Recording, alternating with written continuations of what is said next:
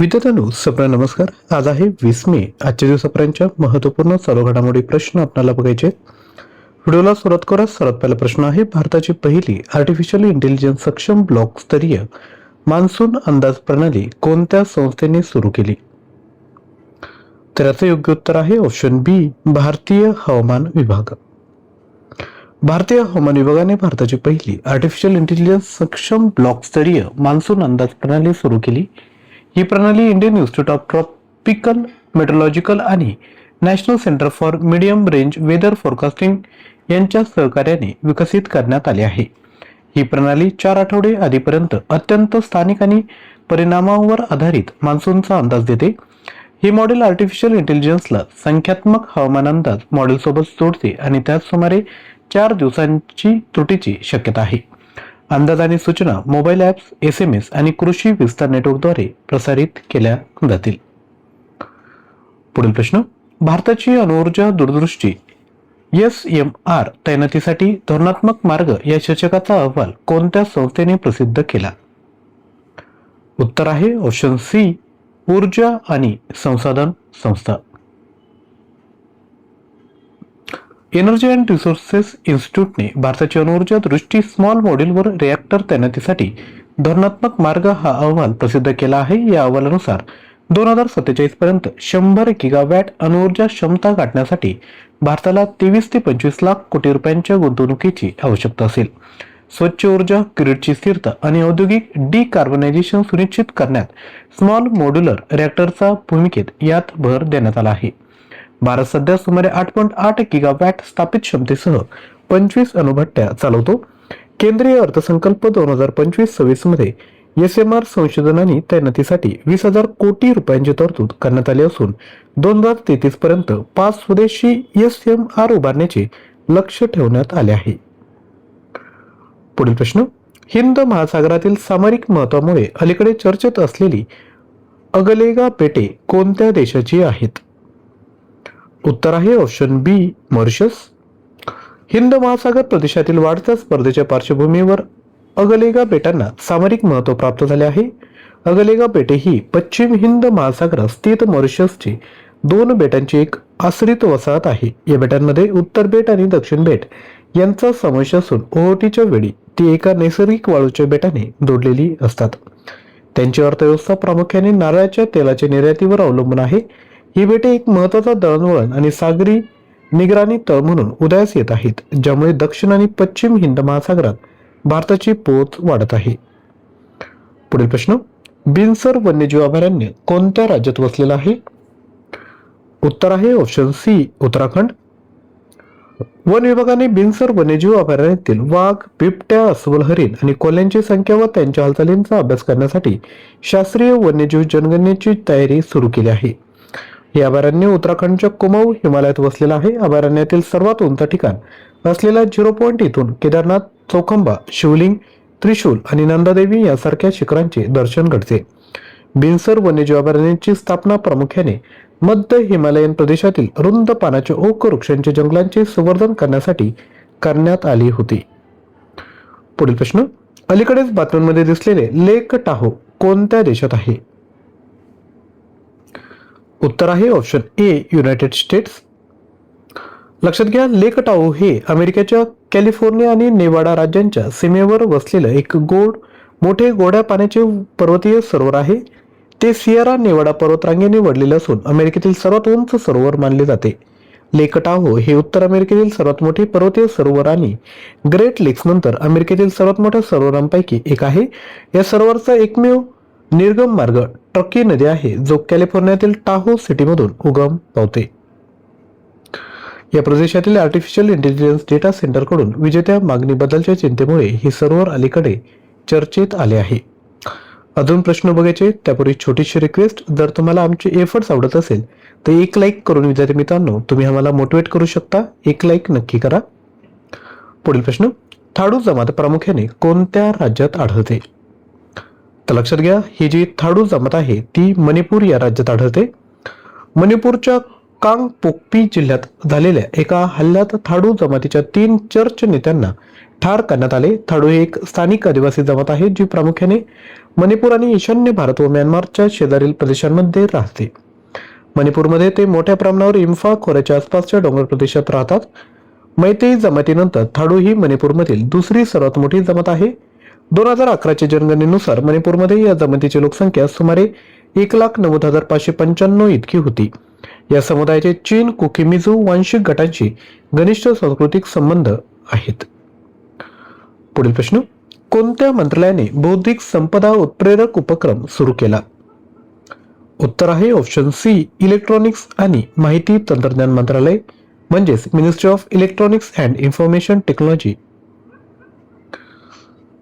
अधिकची माहिती, इलेक्ट्रॉनिक आणि माहिती तंत्रज्ञान मंत्रालयाने आपल्या डिजिटल प्लॅटफॉर्मसह इंटेलेक्च्युअल प्रॉपर्टी कॅटलिस्ट हा उपक्रम सुरू केला. या उपक्रमाची अंमलबजावणी Centre for Development of Advanced Computing स्टेडॅक पुणे करत आहे. संशोधन आणि पेटंट निर्मितीपासून ते व्यापारीकरण आणि बाजारपेठेत व्यापार करण्यापर्यंतच्या संपूर्ण नवोन्मेष चक्राला आधार देणारी एक डिजिटल परिसंस्था तयार करणे हे याचे उद्दिष्ट आहे.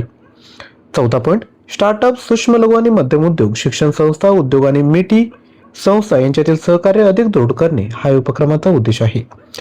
तसेच सार्वजनिक निधीतून होणारे संशोधन आणि औद्योगिक वापर यामधील दरी करणे हे देखील याचे उद्दिष्ट आहे. पुढील प्रश्न, भारताचे पहिले मानव हत्ती संघर्ष संशोधन केंद्र स्थापन करण्यासाठी कोणत्या व्याघ्र प्रकल्पाची निवड करण्यात आली?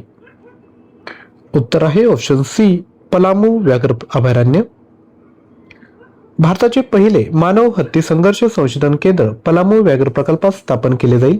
हा व्याघ्र प्रकल्प झारखंडमधील छोटा नागपूर पठारावर वसलेला सोनतो बेटला राष्ट्रीय उद्यानाचा एक भाग आहे. प्रोजेक्ट टायगर अंतर्गत तयार करण्यात आलेल्या पहिल्या 9 व्याघ्र प्रकल्पांपैकी पलामू एक होता.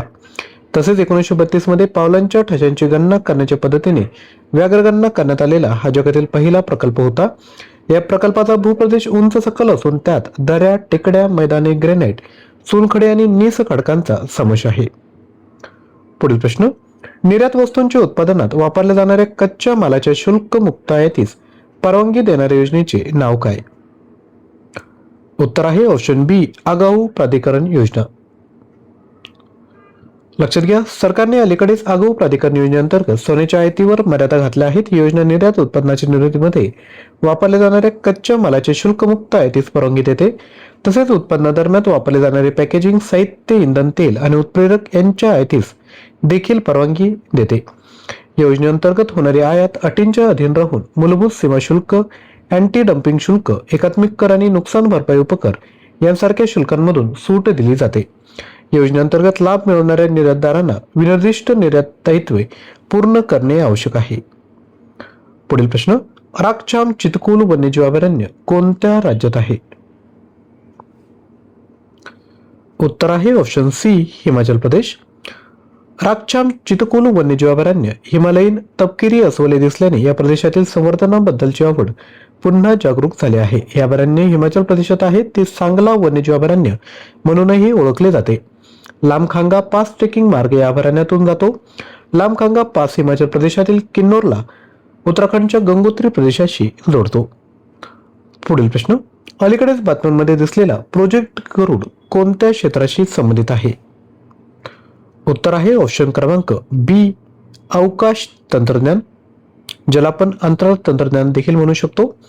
ध्रुवा स्पेसने प्रोजेक्ट गरुड साठी संशोधन विकास आणि नवोपक्रम निधी, रिसर्च डेव्हलपमेंट आणि इनोव्हेशन फंड अंतर्गत 105 कोटी मिळवले आहेत. प्रोजेक्ट गरुड हा एक सॅटेलाइट प्लॅटफॉर्म कार्यक्रम आहे जो स्केलेबल आणि मोठ्या प्रमाणातील उत्पादनासाठी 500 किलो वजनाच्या फ्लॅट पॅक सॅटेलाइट प्लॅटफॉर्मच्या विकासावर लक्ष केंद्रित करतो. लहान प्रायोगिक उपग्रह आणि मोठ्या पारंपरिक अंतराळ यान प्रणाली यांच्यातील दरी कमी करणे हे या प्रकल्पाचे उद्दिष्ट आहे. हा प्लॅटफॉर्म दूरसंचार, राष्ट्रीय सुरक्षा, पृथ्वी निरीक्षण आणि डेटा आधारित सेवा यांसारख्या अनुप्रयोगांसाठी डिझाईन केलेला आहे. त्याची फ्लॅट पॅक रचना कार्यक्षम प्रक्षेपण, स्टॅकिंग, जलद एकीकरण आणि जलद तैनाती कालावधी सक्षम करते. तर विद्यार्थ्यांनो, अशा पद्धतीने एकूण 10 प्रश्न बघितलेत. आता कालच्या व्हिडिओतील जे प्रश्न आहेत त्यांची रिव्हिजन करूयात. पहिला प्रश्न, मे 2026 मध्ये अधिकृतपणे इराकच्या नवीन पंतप्रधानपदी कोणाची शपथ झाली? उत्तर आहे ऑप्शन सी, अली फालिह कादिम अल जैदी. पुढील प्रश्न, भारताच्या पहिल्या anti narcotics task force police स्टेशनला ड्रग नेटवर्क नष्ट करण्यासाठी कुठे मंजुरी देण्यात आली? उत्तर आहे ऑप्शन ए दिल्ली. पुढील प्रश्न, चर्चेत असलेल्या भोजशाळेचे निर्माण सुमारे 134 AD मध्ये कोणत्या शासकाने करून घेतले होते? उत्तर आहे ऑप्शन डी राजा भोज. यानंतर पुढील प्रश्न, भारताने अलीकडेच आपला पहिला सॅटेलाइट टॅग केलेला गंगा सॉफ्ट शेल कासव कोणत्या राष्ट्रीय उद्यानात सोडला? उत्तर आहे ऑप्शन बी काझीरंगा राष्ट्रीय उद्यान. पुढील प्रश्न, दक्षिण आशियाई भारोत्तोलन महासंघाच्या नवीन अध्यक्षपदी कोणाची निवड झाली? उत्तर आहे ऑप्शन सी सहदेव यादव. पुढील प्रश्न, मकाऊ येथे आयोजित 11व्या सांडा वर्ल्ड कप मध्ये भारताच्या कोणत्या खेळाडूने सुवर्णपदक जिंकले?